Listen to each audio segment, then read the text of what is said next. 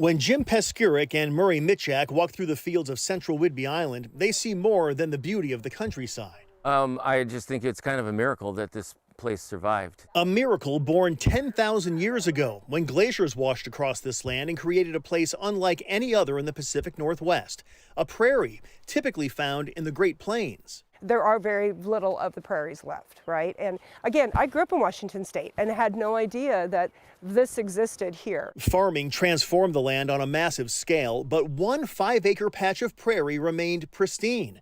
Over the past quarter century, Jim and Murray have worked to preserve it, but outside pressures perennially prowl. It was that close to being subdivided by a developer. And again, the community came together, raised the money. At one point, this prairie stretched from southern Vancouver Island all the way to northern California. Today, less than 3% of it remains, and its future is uncertain. So we're kind of at a crossroads right now. Volunteers formed the Pacific Rim Institute for Environmental Stewardship and purchased 175 acres. Using seeds from that original 5 acres, they've restored 40 more, brought the golden paintbrush wildflower back from the brink of extinction, and are strengthening the number of endangered butterflies.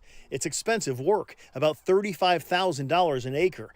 Now, DOGE and state budget cuts have decimated the Institute's budget and put all of its accomplishments in jeopardy. Within, 6 months to a year, we have to make the hard decision of whether or not we're going to have to sell off the 35 acres to another organization that may or may not do the prairie restoration. We really don't know. This is our bread and butter right here. The Institute's main funding source is selling seeds, currently not much of a growth industry. So we're kind of, in a just survival mode. Looking for a little miracle on the prairie to help a rare Northwest landscape persevere. On Whidbey Island, Eric Wilkinson, King 5 News.